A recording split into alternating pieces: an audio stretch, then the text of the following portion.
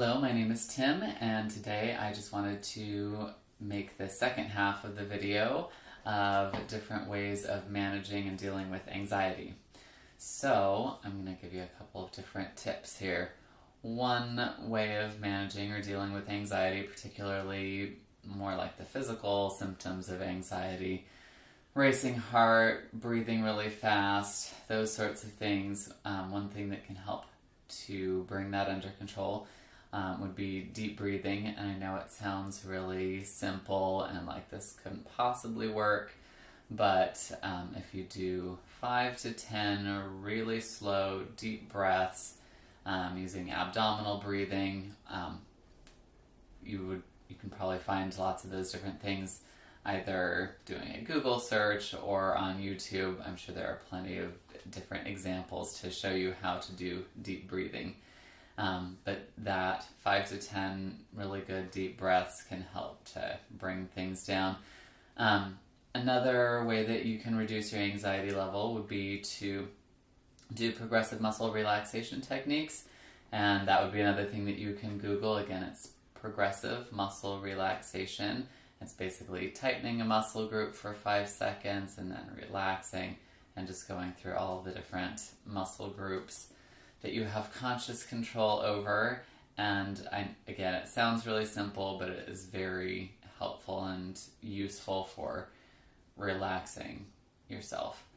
Other sorts of practices that you could consider would be yoga. There are many different yoga classes in many US cities. And even if you don't have yoga available in person with a personal instructor or a teacher, again, you can look at YouTube. There are all kinds of instructional videos and routines. And then also another method to use would be meditation. Now, a lot of times people think, oh, meditation, you're just like trying to think about nothing and I've got too many thoughts going through my head, I can't do it. Here's one simple meditation practice would be basically just to, sit comfortably and in a quiet location where you don't have any distractions and just count your breathing. You don't have to count it out loud, but just, take a breath in, 1, take a breath out, 1, and take a breath in, 2, out, 2, and just keep counting. And as thoughts come into your mind and you start getting distracted, just recognize, okay, I'm having a different thought. Go back to counting. If you lose count, start over. And just set yourself a timer for like 5-10 minutes and just, have that be a regular practice, just counting your breathing. And the more you do it and the more that you make that a habit, the easier it will become and the easier you will find it to stay focused on just counting your breathing rather than focusing on all sorts of other worries in your life. Another couple of things, more like natural remedies that you could try that can help reduce your anxiety and be a little bit more calming and relaxing would be things like chamomile tea or passion flower tea.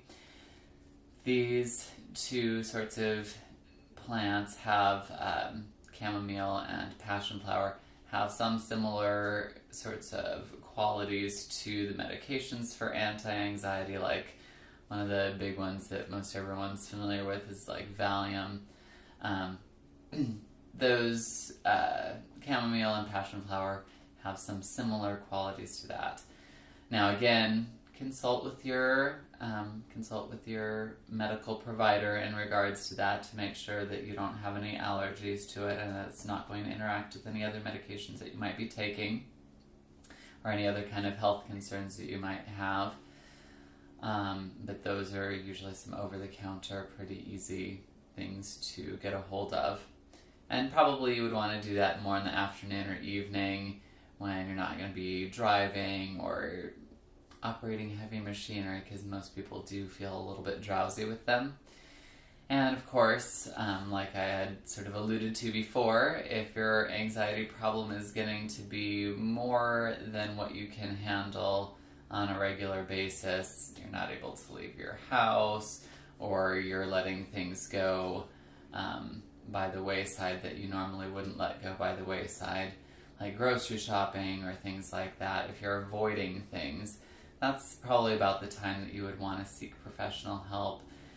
Your primary care provider can be a good resource to refer you. Clinical social workers, counselors, nurse practitioners who specialize in mental health, psychiatrists, psychologists, any of the above can be helpful, particularly with cognitive behavioral therapy or possible medications.